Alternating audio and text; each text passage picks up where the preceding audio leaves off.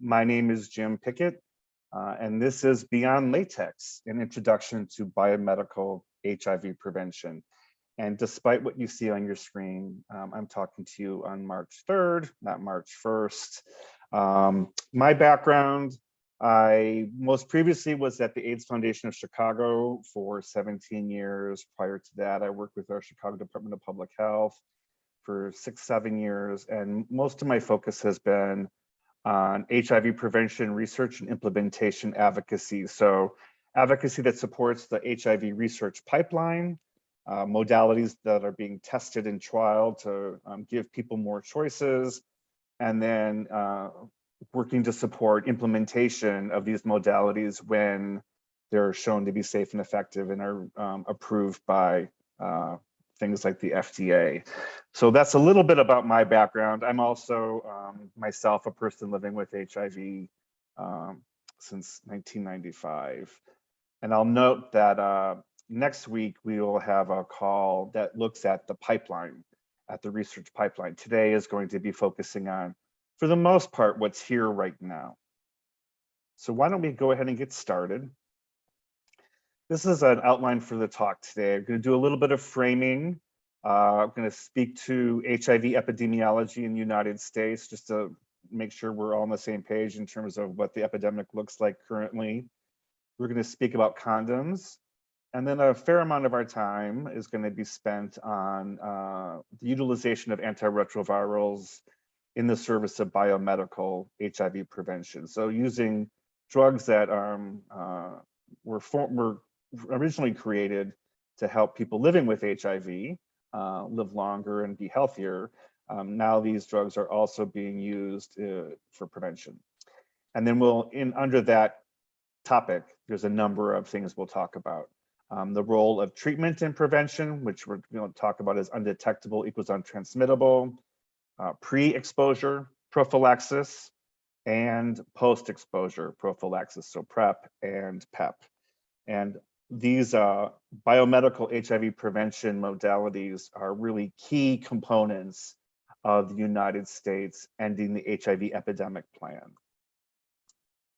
And before we go any further, just want to note that it is Women's History Month or Women's Herstory Month. So 3 cheers for that. And starting off with some framing discussions, I first want to just put out there or make sure that when we talk about biomedical prevention, we're thinking about sexual health in the broadest way we can. So this is a part of a definition from the World Health Organization from 2006 that really highlights that sexual health is not merely about the absence of disease. It's not just about dysfunction or infirmity. It's about pleasure and sexual experiences that are pleasurable, free of coercion, discrimination, and violence. So many times in our field, we get very focused on disease detection, treatment of disease, trying to prevent disease from happening.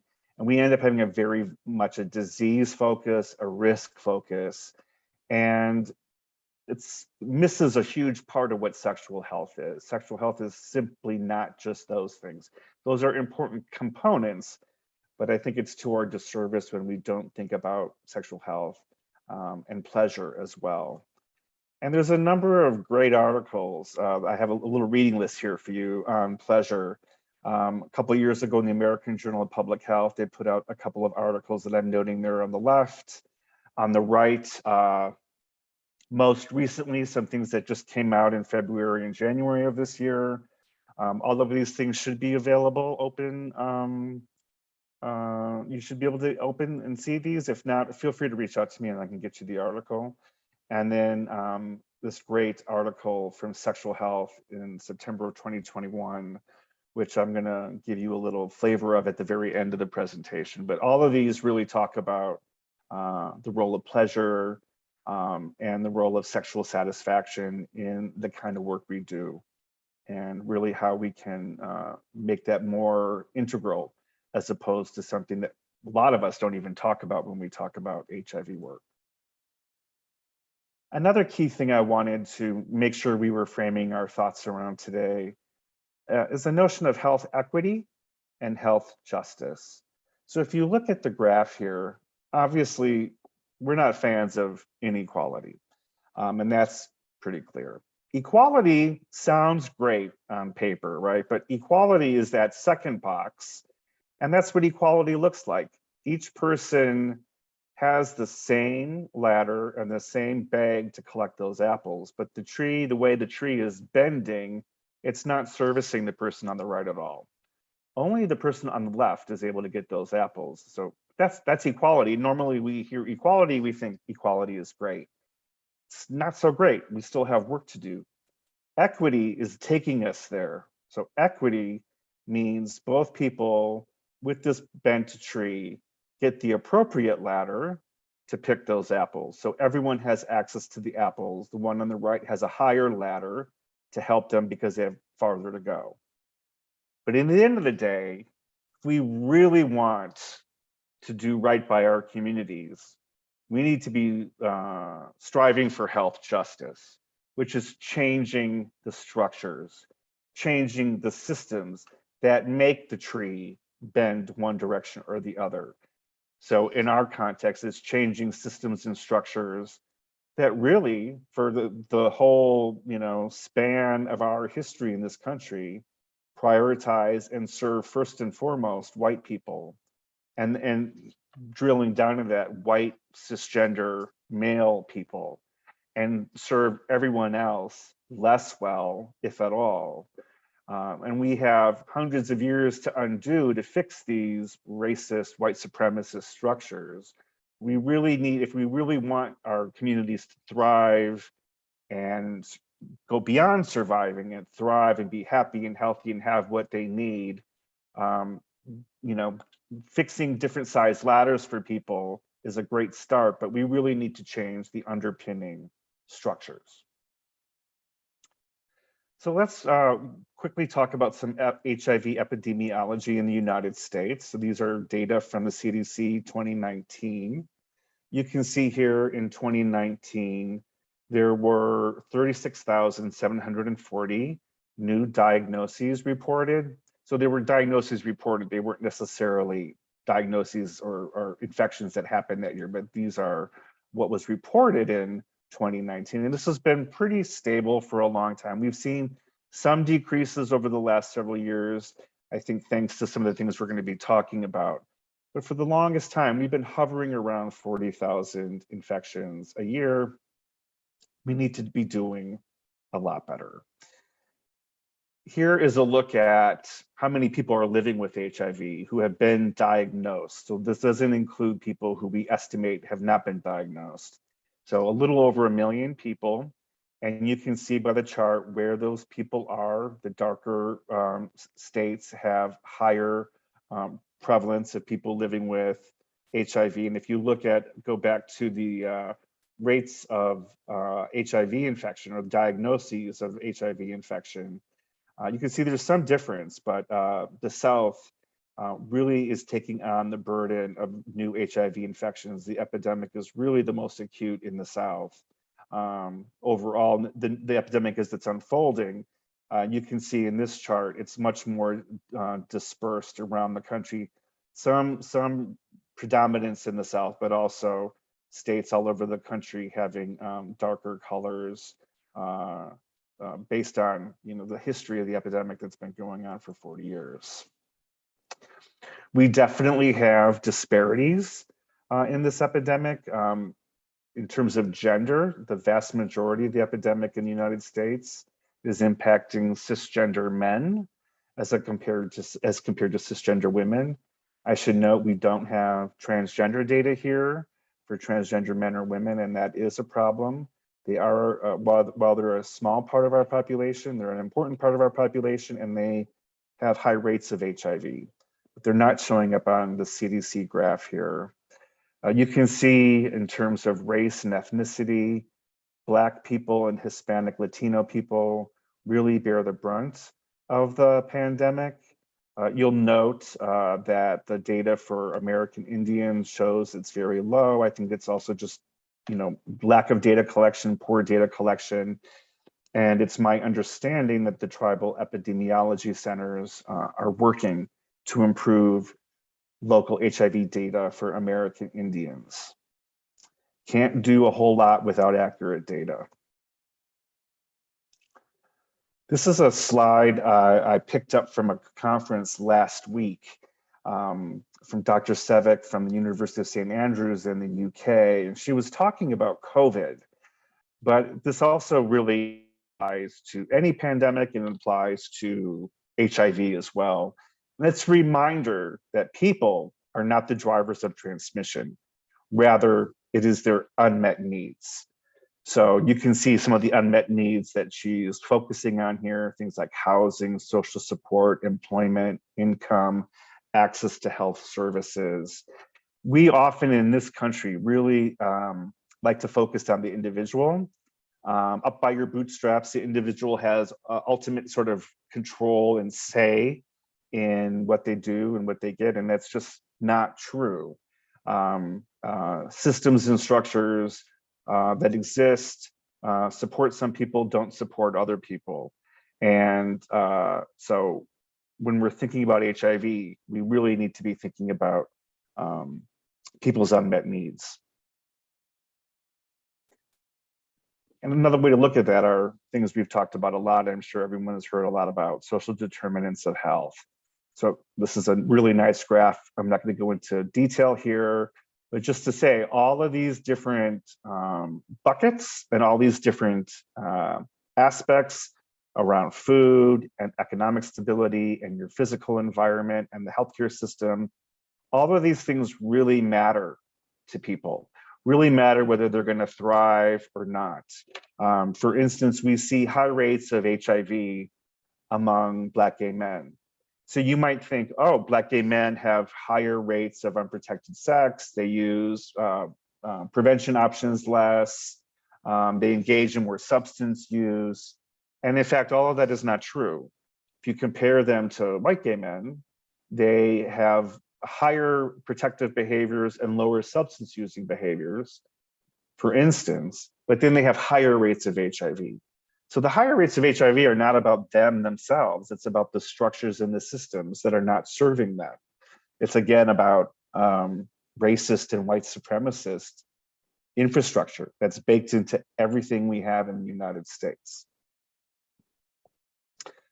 Systemic racism is indeed a public health crisis, and we're not going to get through HIV. We're not going to see the end of COVID.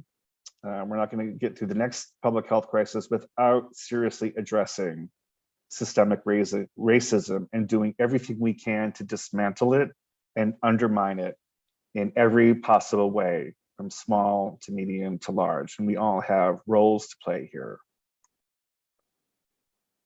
So moving on, let's look at what we have on the prevention buffet. And when I think about the research pipeline, I think about it as providing more options for the buffet. The more things we have on that buffet, the more opportunities people will be able to find something that they like, that they enjoy, that they want to eat, or in this case of HIV prevention, use. For the longest time, we had simply external condoms, which have been called male condoms, which could be called insertive condoms. But that was something we had for the longest time, and we were expecting people, whether they liked it or not, to just use it all the time for their entire sexual lives to prevent HIV and other STDs and unwanted pregnancy. And we know that that hasn't worked because for a lot of reasons, people don't like condoms, don't want to use them, can't use them all the time, don't want to use them all the time. We've had internal condoms, not as long as external condoms. Internal condoms, formerly known as female condoms, or they could be called receptive condoms. These are also a really important tool. Even though everyone doesn't want to use a condom or love either of these condoms, there are people who use them, and they're excellent at preventing. They're actually multi-purpose technologies. They do more than prevent HIV.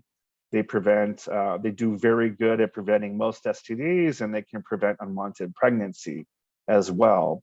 And the external condom, or the internal, formerly known as female condom, was actually just reclassified A few years ago, not even 4 years ago, 3.5 years ago, the FDA reclassified it to be called a single-use internal condom, recognizing that the condom could be used not just for vaginal protection, but also for rectal protection. So that what was called the female condom can be used for anal sex or vaginal sex. There is an internal ring in a female condom or a receptive condom that you would take out if you're using it for anal sex. But this was a big deal. It was being used, this condom was being used for anal sex for years and years, off-label by folks in the community who were trying to find ways to provide options to people for HIV prevention. And it took a lot of advocacy to get the FDA to, reclassify and name this in a different way. But I think the article on the right, I think, it blows my mind, so it should really blow your mind too. Just a couple weeks ago, the end of February, the FDA granted the first ever approval for a condom. So this is the external condom, otherwise known as a male condom, insertive condom. First time that they approved a condom for anal sex. So the epidemic was first noted in the US in 1981. Soon thereafter, we started promoting condoms, condom use in the community. And it took this long to have condoms officially approved for anal sex. Despite them, they were approved for vaginal sex, but it took this long to get them approved for anal sex. And, just ponder why that is and how crazy it is in a country where most of the infections for HIV in our country are due to anal sex that's unprotected. And to have 40 years before we actually have official approval of a condom for anal sex, it really speaks to so many issues that that's like 5 other webinars to talk about. But there's not a little bit of homophobia there, not a little at all. Here are the condom effectiveness rates estimated by the CDC. So for heterosexual men and women, condoms, and looking at consistent use, are about 80% effective. You'll see on this chart, consistent use is, of course, based on self-report. This is a very hard thing to figure out. So if you want to look deeper into how they came up with these numbers, you go to that link on the slides. You can find dive in deeper to how they made these estimates. You'll see at the top there that they don't have available optimal use because there's no way to ever determine optimal use unless you were watching people. You had people living in a lab for years and years and years, and you were watching them have sex and whether they used a condom every time. So that ain't gonna happen. You can see for anal sex, the effectiveness is a little less, just under 73%. And then for insertive anal sex, 63%. So those are the effectiveness estimates from the CDC. Now let's switch tracks and talk about biomedical prevention. So what I mentioned earlier, using ARV drugs, antiretroviral drugs, in the service of HIV prevention. The first thing to note is that HIV testing is the first thing that has to happen when we're thinking about biomedical prevention. HIV testing is the entry point, the very first step you take. You need to know your status to determine which path you're going to take, whether you're positive or HIV negative. Your paths will be different. They will be similar now that we're offering antiretroviral drugs to HIV negative people in the service of prevention. But what those, how those drugs are delivered and what kind of drugs are being delivered are very different depending on whether you're HIV positive or negative.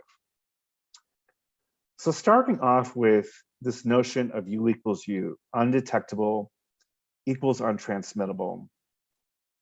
This refers to data, to a number of studies that have shown that people living with HIV on antiretroviral therapy not only preserves the health of those people living with HIV, it also shows, these studies have also shown that when people with HIV are successfully suppressing their virus with antiretroviral therapy, and successful viral suppression here is defined as less than 200 copies per ml. That's what's considered undetectable, even though the number 200 doesn't sound like undetectable. It sounds like it's a big number, but it's actually tiny. If a person with HIV is undetectable, is virally suppressed below 200 copies per ml, they're unable to pass on HIV to their sexual partner. They will not transmit HIV. And a whole bunch of studies, it says 3 here, there's been studies that have lasted and had kind of knock-on studies, follow-on studies, have shown in many thousands of sex acts, both between heterosexuals and gay men, when they weren't using a condom and they weren't using PrEP, that when the HIV positive partner was virally suppressed, there were no infections observed in the HIV negative partner. This is a really big deal. Now, I put the date here of 9/22/17. This is what came out from the CDC. They sent out a dear colleague letter on that day. We actually started getting this data, started rolling in. The first study that showed us this was true was called HPTN 052, and that was reported out in 2011. So it took our agencies, I took CDC, one of the most important public health agencies in the world, this long to really make clear the power of treatment. I think there was a lot of hand-wringing for a long time from CDC and organizations like all of the ones we know that didn't want to tell communities about that. They did not want to tell communities about that because they were, I don't know, afraid of what could potentially happen. I think it's highly unethical to withhold scientific data from communities where it, is incredibly important to them. So lots of advocates, like you saw in this picture here, really help push the CDC, WHO, UNAIDS, and all of our grassroots organizations to do better, to be honest with our constituents and tell them, hey, if you're positive and undetectable, you can't transmit HIV, and that's regardless of whether you use condoms or not. So it's a really big deal. This is kind of the money shot from the CDC. This means that people who take ART daily as prescribed and achieve and maintain an undetectable viral load have effectively no risk of sexually transmitting the virus to an HIV negative partner. So it's a little bit wordy, effectively no risk. It's not something I would necessarily bring that language to community because it still sounds like, what are you saying? What we're saying is if you're undetectable, you cannot transmit. Undetectable equals untransmittable. This is a huge deal. Everyone living with HIV should know it. I, as a person living with HIV, when I learned about this, I was actually in the room when in 2011 when the first data was presented, and I'll admit, tears came to my eyes. Before that, me and everyone else with HIV, we've been seen as vectors of illness and disease. We've been seen as dangerous. We've been seen as walking pathogens, right? And now we had data to show that that was not necessarily the case, that having sex with a positive person was not automatically a highly risky affair. And look at that. The CDC notes that for people, humans, heterosexual men and women, and gay men and bisexual men and other men who have sex with men, that this modality, a person being who's positive and can be undetectable, it's 100%. It's 100%. And there's almost nothing in our HIV, there's nothing in HIV outside of this. There's nothing kind of in any public health toolbox that is literally 100% effective. You could say abstinences, but abstinence has a very high failure rate. So 100%, if you're virally suppressed, it's 100% effective. Now, of course, there's a lot that it takes to get viral suppression. You have to know your status, you have to have access to care. It really helps if you have stable housing, that you're employed, or you have money coming in, that you're not hungry, that you have that your needs are met, right? That your needs beyond HIV are met to help you take your pills. And this isn't easy. A lot of our communities are struggling with all kinds of other issues that can hamper their ability to stay adherent, to even know their status. So this is not, this is a really vital and potent way of preventing HIV, but it takes all of us to help make this happen for people. Now let's switch gears and focus on HIV negative people. So people who don't have HIV. And we're going to start with talking about HIV PrEP, or pre-exposure prophylaxis. Now, I'm going to see if anyone wants to say, either put in the chat. I'm going to take a look at the chat real quick, or say out loud. But when we think of pre-exposure prophylaxis, it's not just an HIV thing. It may have been the first time you heard these words was in the context of HIV, but pre-exposure prophylaxis is actually something that we do really commonly, all the time, in all kinds of different ways. So I see someone already. Thank you, Samantha. So the Hep A vaccine. Vaccines are examples of pre-exposure prophylaxis, doing something in advance of exposure to something else to prevent something negative from happening. So another version of this is, looking, I'm very pale, and if I go out, when I go out in the sun, I should put on sunscreen with a high SPF. When I put on that SPF sunscreen, that is pre-exposure prophylaxis. I am trying to avoid getting burnt, trying to avoid cancer down the line. I'm trying to protect my skin. If people travel to various parts of the world where mosquitoes can give you malaria, there is a course of drugs that you take before you go, while you're there, and even after, that can prevent you from getting sick should you get bitten. People who like to go out and party, tip a few back, glasses of alcohol.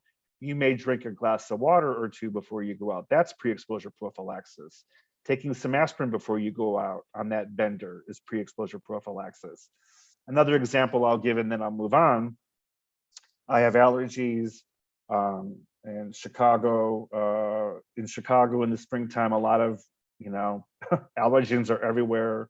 I will take an Allegra or antihistamine kind of drug as a pre-exposure prophylaxis, as PrEP. I'll take it before I leave the house, before I have any symptoms, so I don't have symptoms, so I'm not sneezing up a storm, so I'm not wheezing and coughing and eyes watering. If I take that pill, I can go out and have a normal day and not have the impacts of that. So all to say, PrEP is a really common thing. We do it, we just don't call it PrEP. We do it in all kinds of different ways. There's fluoride in our toothpaste and in our water. That's also PrEP. So in this case, though, we're going to talk about PrEP in HIV. And first, before we talk about the drugs used for PrEP, I want to highlight the fact that PrEP is way more than a prescription. PrEP is our program, and this program includes all these things I have listed here. And these entail quarterly visits. And again, I want to say, or make sure you understand, we're talking about oral pre-exposure prophylaxis. There are new kinds of pre-exposure prophylaxis that are now available that will have slightly different visits. But if you are taking oral, you're getting HIV and STI screening every 3 months, medical monitoring, pregnancy testing, if that's something that's important for you, adherence support, linkage to other services, excuse me. All those things are part of the package, all really important. Now, I just note here in pink, I put hormone prevention and opiate substitution therapy as things that are not directly about PrEP, but there could be great ways to tie in with a PrEP program to really make sure you're serving communities well. A lot of our communities are dealing with opiate problems. So if you have an opiate substitution program, why not marry PrEP with that? If you are serving transgender individuals who are coming for gender affirming hormones, that often is a really important thing to transgender people. You can build that into a PrEP program. So you're making sure you're giving the communities you serve what they need. And there's not a community on the planet who only needs HIV prevention. Anyone who needs HIV prevention services has other needs as well. And when you can braid and bundle and bring those things together, you will have much better uptake. You'll be more responsive to community. You'll have more trustworthiness in community. And it'll be easy. And then, you're making it easier for them, especially when you can combine, hey, when you're coming for your quarterly visit, we'll make sure you're doing good on your hormones, et cetera, et cetera, et cetera. So let me get this slide to go here. So in terms of the drugs, here's the timeline of oral drugs that have been approved for PrEP. So the first came out in 2012, so just about 10 years ago. The FDA approved Truvada, otherwise known as TDF-FTC, as PrEP for sexually active adults. 6 years later, FDA approved Truvada as PrEP for adolescents. And the adolescent approval is based on weight, not age. So if you're 77 pounds and sexually active, PrEP could be prescribed to you.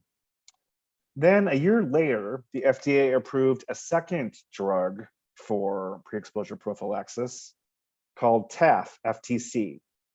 Otherwise known, the name brand is Descovy. So Descovy and Truvada are both made by Gilead, the drug maker named Gilead.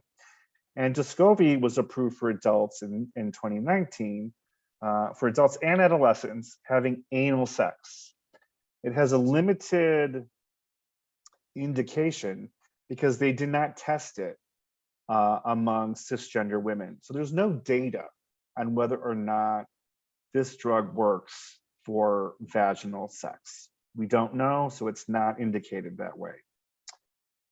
In 2020, just to give you a sense of what's happening in the broader drug landscape, Teva, a generic drug maker, launched the first generic version of Truvada in the United States. So the very first generic version came out in 2020.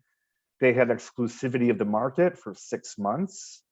And then in the middle of 2021, actually in March of 2021, we saw multiple versions of Truvada, generic versions of Truvada, enter the US market. And I'll show you some price points for that momentarily. So when we're talking about PrEP, whether it is Truvada or Descovy, keeping in mind that Descovy has that limited indication. In terms of daily dosing, four doses or more per week provide 100% protection for rectal protection. So rectally, there's some forgiveness in the regimen. Forgiveness meaning we're prescribing daily dosing, but if you miss a couple of doses and you're looking for rectal protection, if you miss 1 or 2 doses, even 3 in a week, you will still have very, very high protection. When we're talking about vaginal protection, there's less forgiveness. Between the rectum and the vagina, they're very different biologically. And so the vagina needs almost perfect adherence at 6+ doses a week. You're going to get fairly good protection with 6 doses, but I would still really, encourage as close to being at 7 doses per week as possible. And we know that it's hard to be 100% adherent all the time, and certainly don't want to shame people who can't, and getting some doses in is better than not. But in terms of rectal and vaginal protection, there are differences in our bodies. Now, on-demand dosing is available for anal sex. So on-demand dosing is not daily dosing.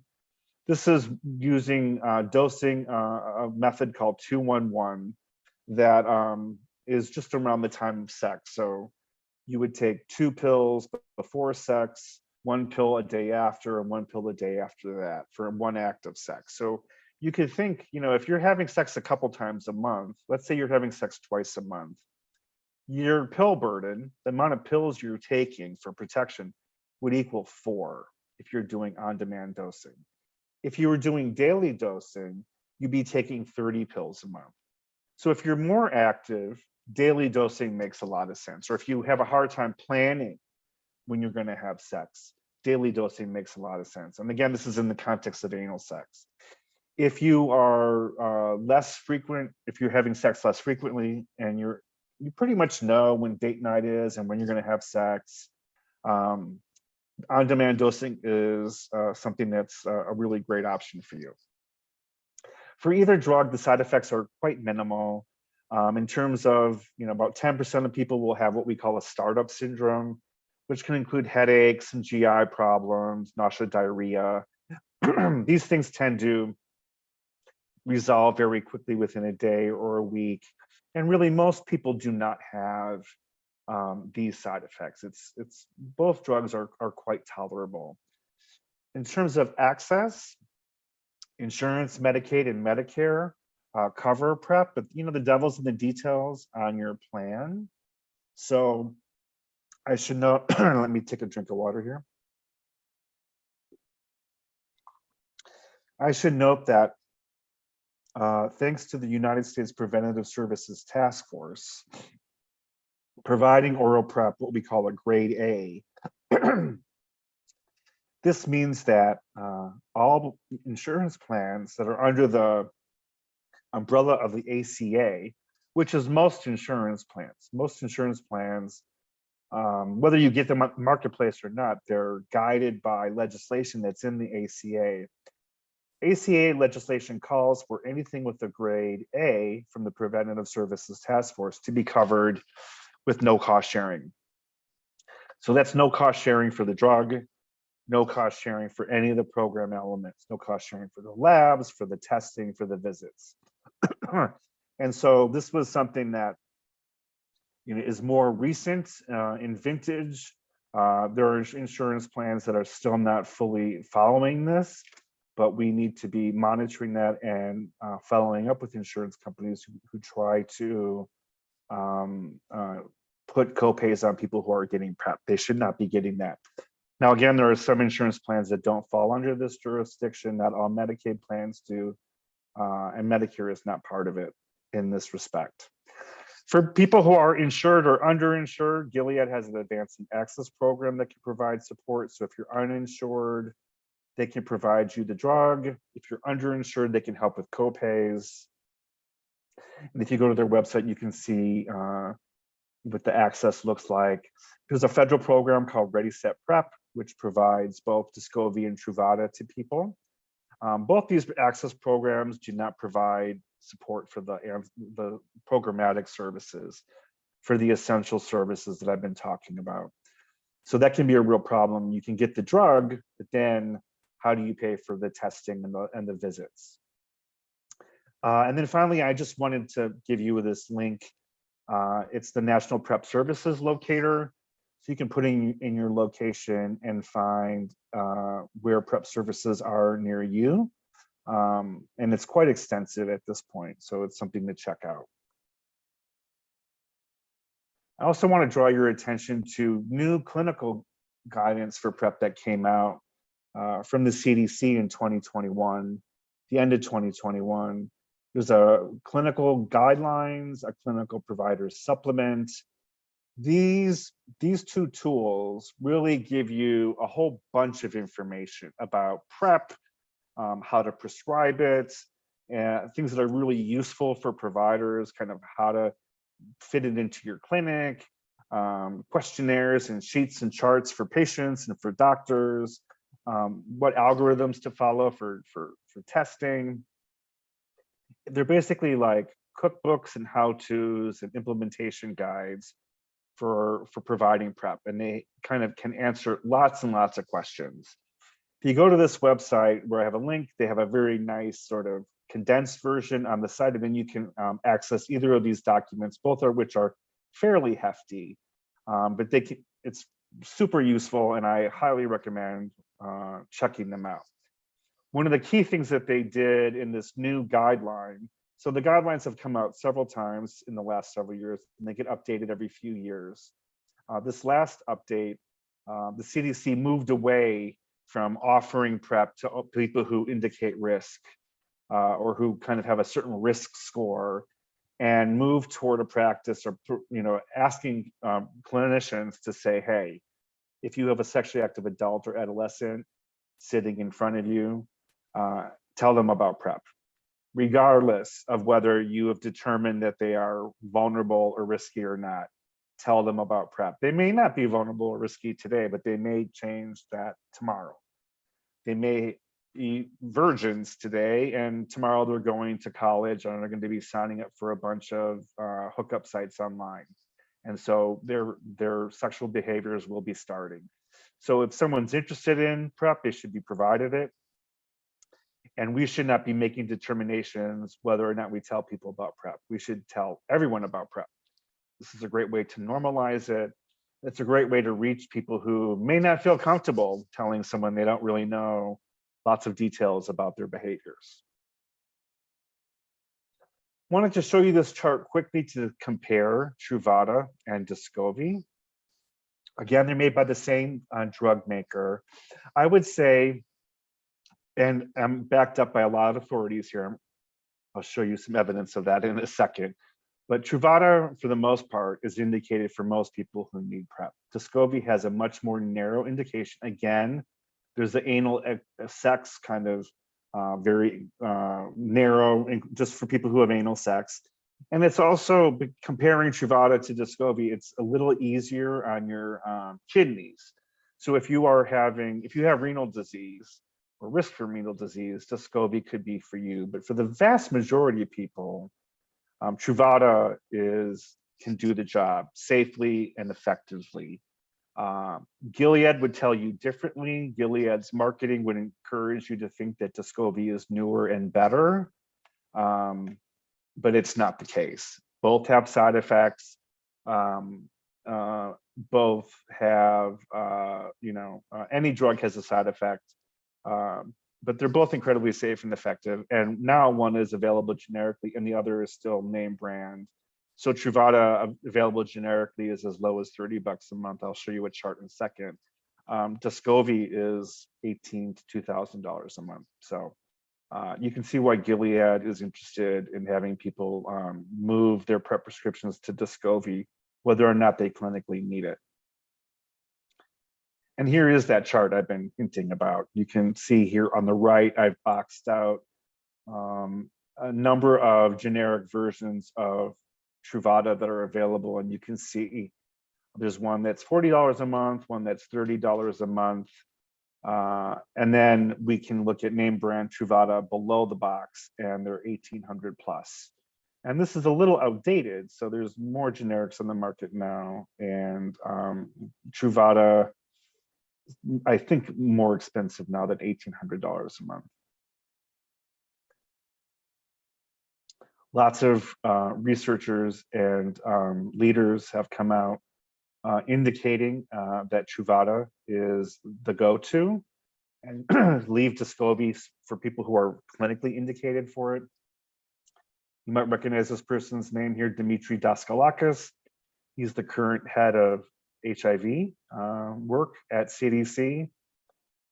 If you see this person's name here and this similar discussion about Truvada versus Descovy, Rochelle Walensky is currently the head of CDC. Probably seen a lot of her during these COVID days.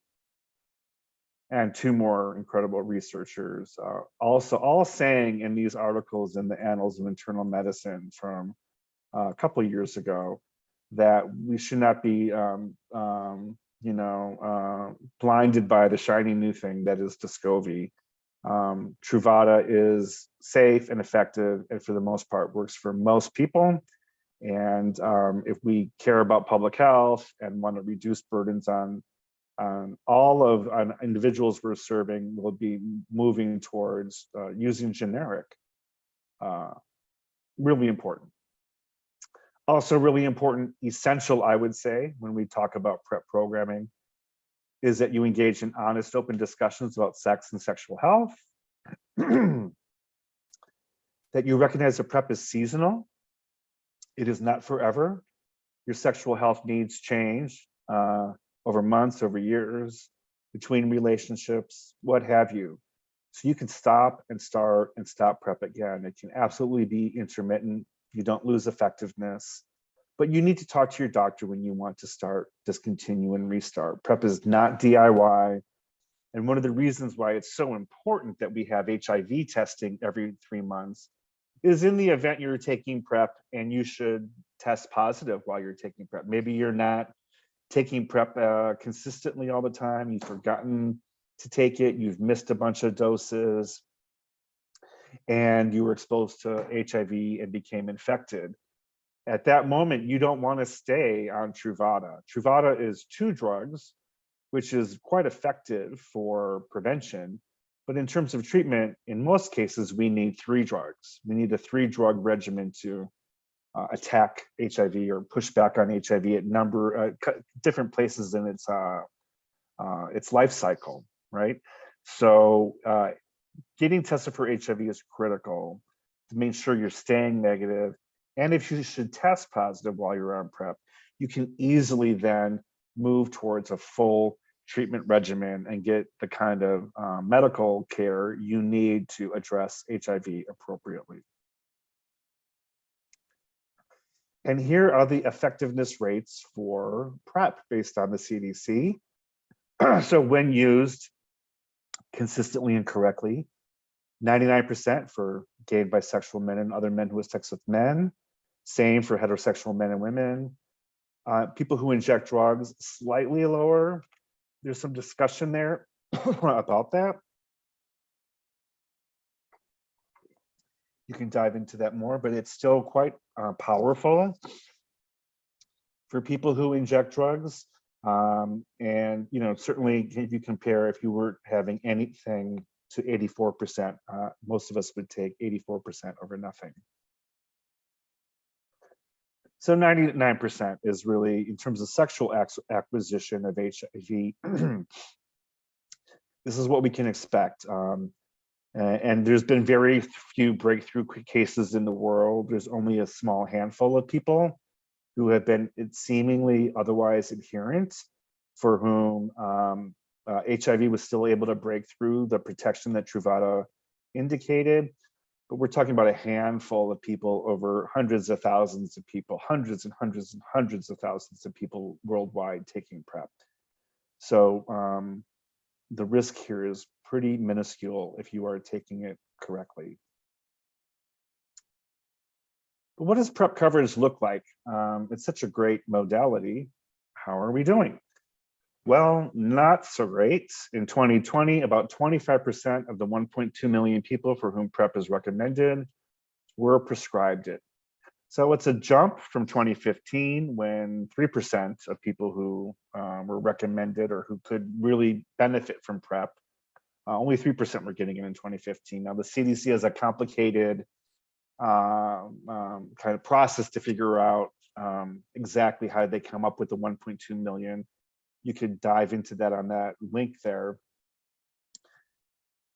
But it really describes people who are vulnerable to HIV and are likely to become, potentially likely to become HIV positive in our country. So if you look at these goals overall, people of color are faring pretty poorly. So just 9% of Black people, just 16% of Hispanic Latino people have been prescribed PrEP who could use it. So those numbers are very low. And then you see white people are kind of overprescribed it. Now, I think anyone who wants PrEP should be able to get it. So when I say overprescribed, I'm not trying to be snarky, but it just shows you, like, white people have really easy, good access compared to healthcare in general compared to other people. So you see these very high rates among like white middle-aged gay men, where we have young gay people of color who aren't getting PrEP. And so we really need to fix this chart. Here's another way to look at this data. Again, this shows the same data. It just also gives you on the right there the number prescribed, which is higher than the number of people who actually pick up that prescription. Let's move to the next one here. Oops, I jumped. Why did I jump 3 in that? Okay, where are we? Sorry about that. I'm going all over the place. So here we're just looking at the disparities between cisgender men and cisgender females. So again, female cisgender women, very low. Now they make up a smaller amount of HIV in our country, but still, you know, a couple 100,000 cisgender women could benefit from PrEP out of the 1.2 million. And here we are, these very low numbers, and we have a lot of work to do with cisgender women to improve that.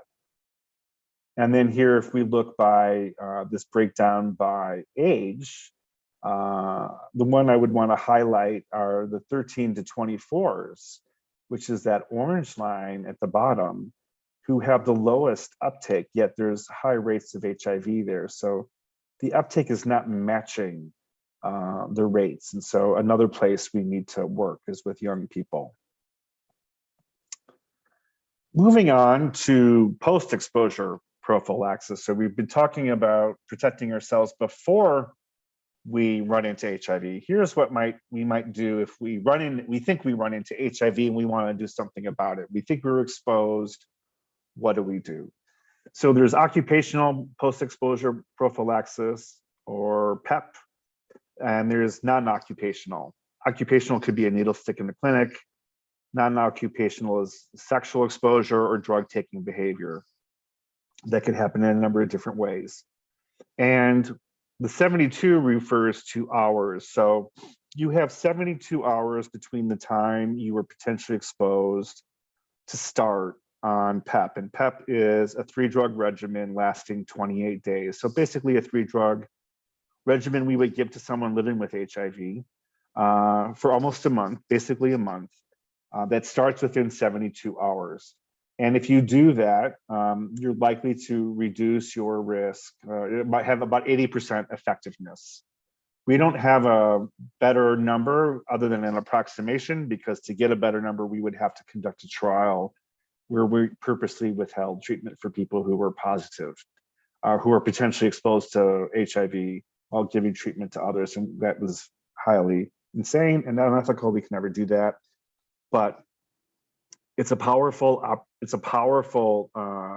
intervention. From what we understand from lab studies and observational studies, we do come up with this 80% effectiveness rate.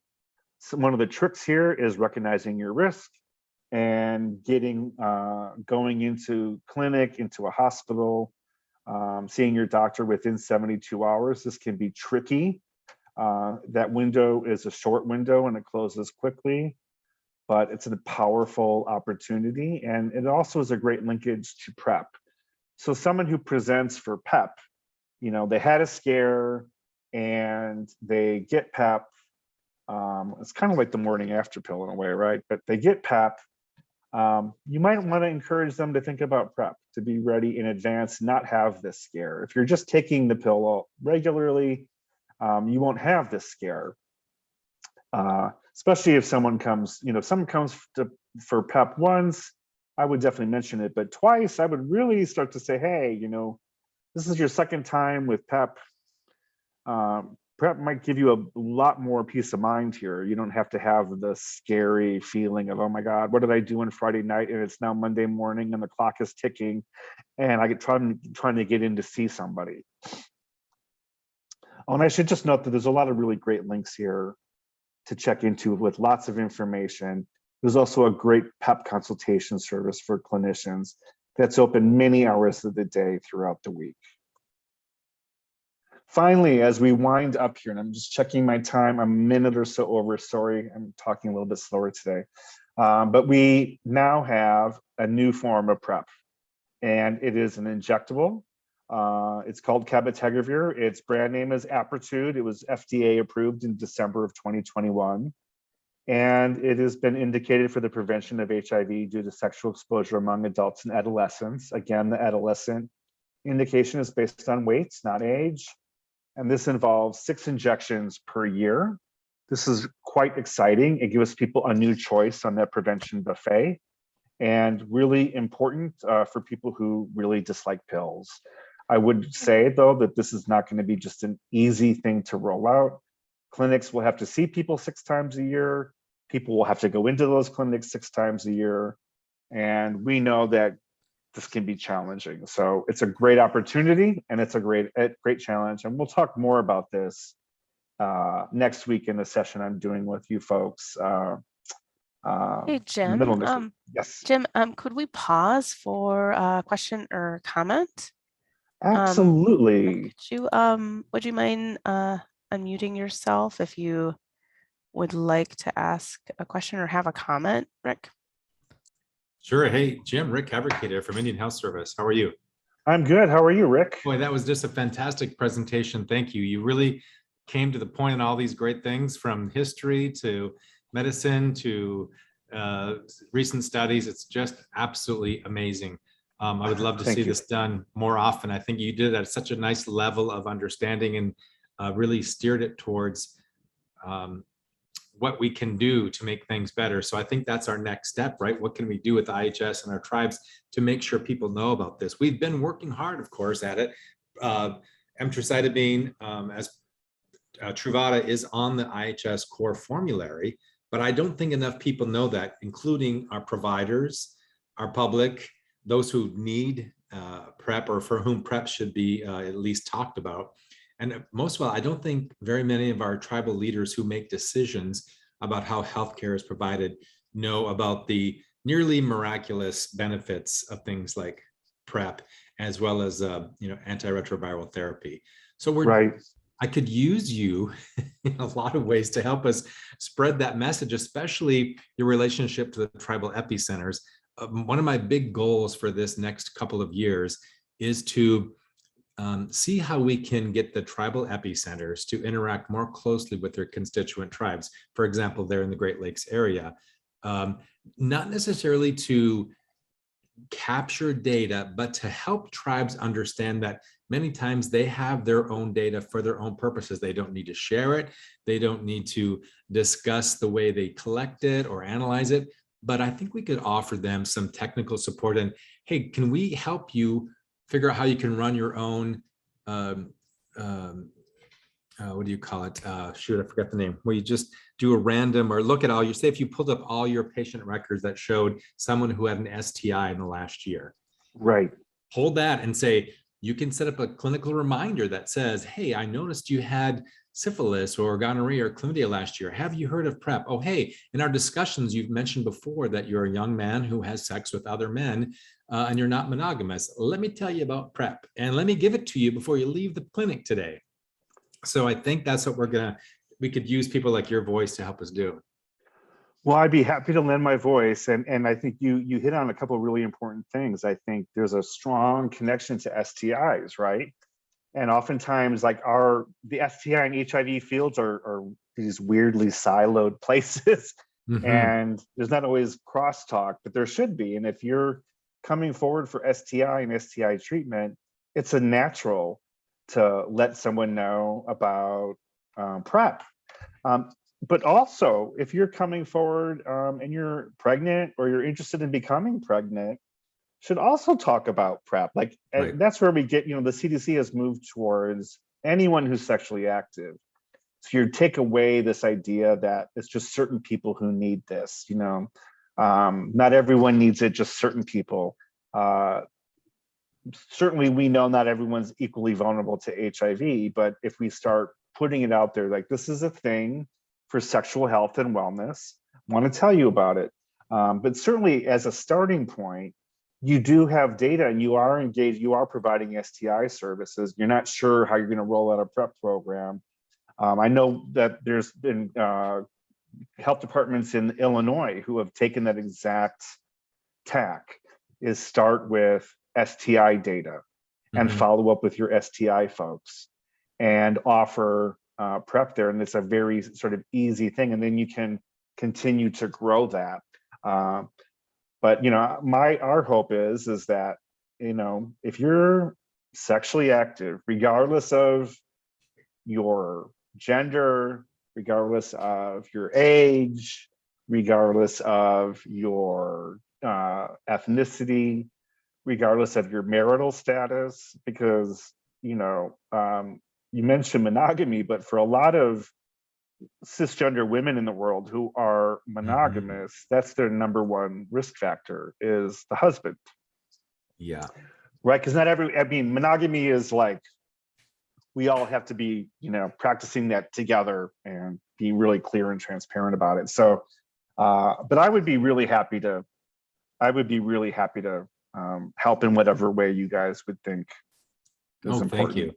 And So, I really wanted to tell you how much I appreciate you talking about condoms at the beginning. I think that's something that people are forgetting, that's still a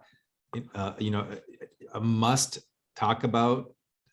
Prophylaxis are something that we can't forget about. And I think it's easy to forget them now because people think we got PrEP, we got ART, what the heck do we need condoms for anymore? But oh my gosh, that talk about that is we did such a good job with condoms. In fact, I don't think you went anywhere without condom discussion in the 90s. And now it seems to me we've kind of gotten away from that. So we need to bring that back.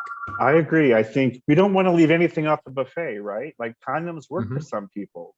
They don't work for everybody. That's why we have biomedical research to find new options. But they do work for some people. There are people who like both those versions of condoms. So we shouldn't forget about them. We shouldn't disparage them.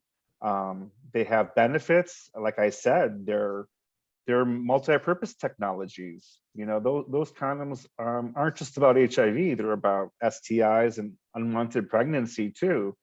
And they don't require a prescription. They don't require clinic visits. Right.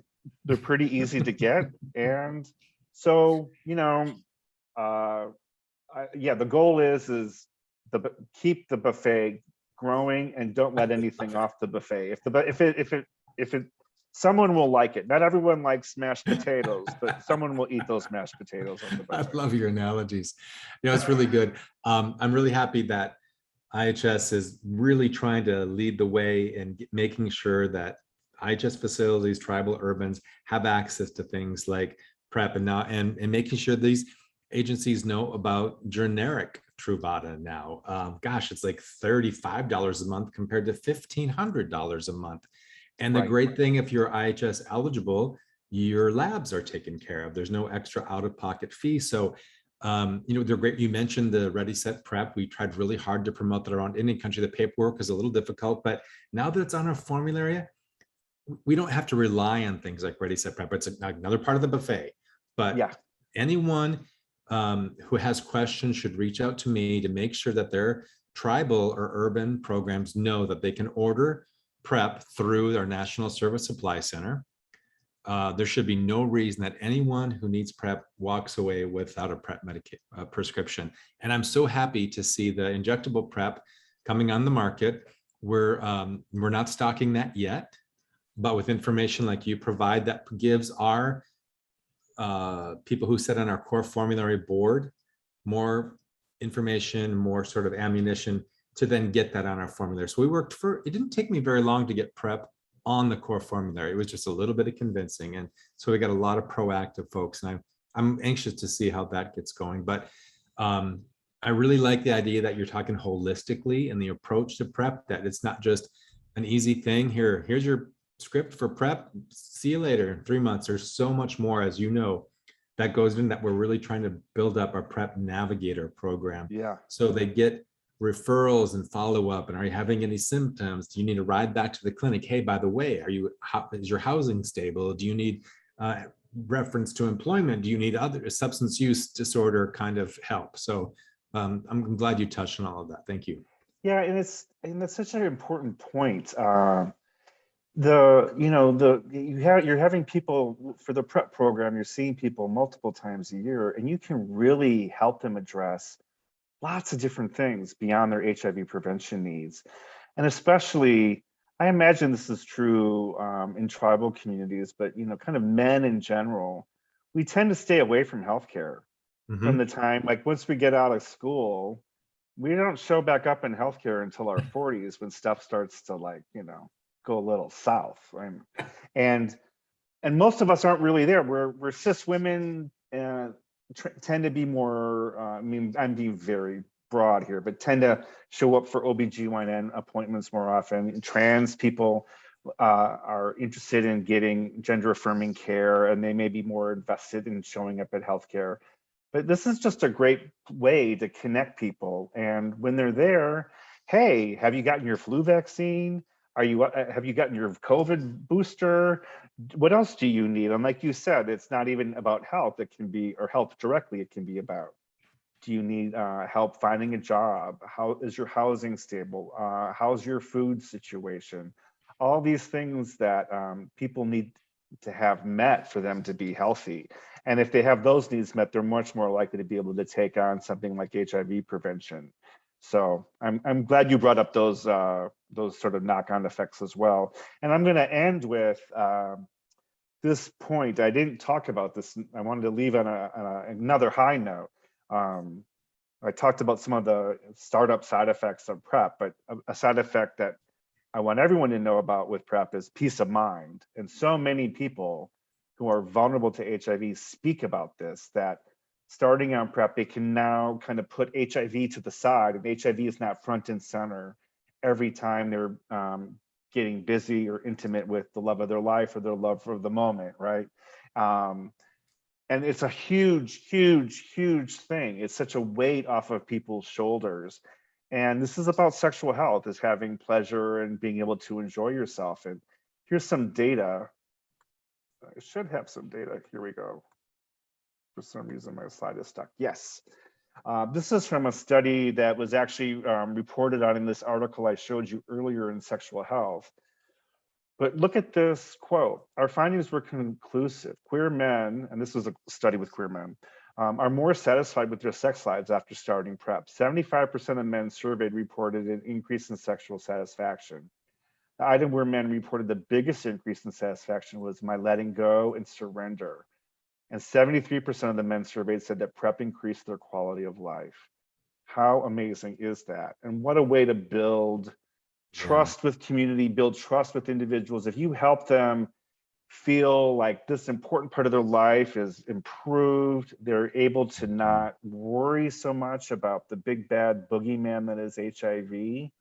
That is a huge thing. And that is something that can be really parlayed into other health wins. But this alone, I think, is incredibly huge. Yeah, I really appreciate your sex positive attitude. And thanks for it. Earlier, you talked about people who are undetectable equals untransmittable. And that whole idea that men living with HIV, or women, or people living with HIV don't have to have that weight on their shoulders, like, oh my God, I'm seen as the vector, or I'm dirty. So that's a really wonderful thing about the humanness that you're bringing to this topic. Thank you.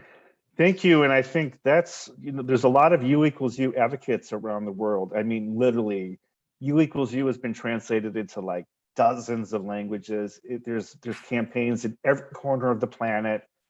And it's so empowering for people living with HIV to be taken kind of off the list of baddies, right? We were, for the longest time, we were people to be afraid of and scared of. There's still so much HIV stigma out there, which is as bad as HIV itself. And this, both U equals U, and I think these other modalities really changed the narrative and flipped the script to help reduce that stigma, bring back our humanity, and make people feel empowered and full and love and worthy of love, regardless of whether or not they have an HIV is in their body or not, or there's someone who's vulnerable to HIV. We're all worthy, and these tools are just aspects of helping us get there. So thank you for your comments, Rick, and thank you, IHS, for making time to do this talk today. I really look forward to next week we're going to be talking more about the pipeline, and yeah, please, Samantha, Rick, reach out to me if you want to, when you want to talk about doing more or finding more ways to kind of get this information out to your communities. I'd be more than happy to support that and think through how that looks. Thank you. Thanks, Jim, and thanks, GleTech. Thank you. And so, Samantha, do you want to have a final word, or I know we're well, quite a bit over here. Yeah, just that there's, yeah, we're a little over, that's okay. This recording will be sent out as part of the information for next week's talk that will really dive into some exciting things on the horizon. And thank you so much, Jim, for this presentation, and Rick for joining us. And I'll end our recording.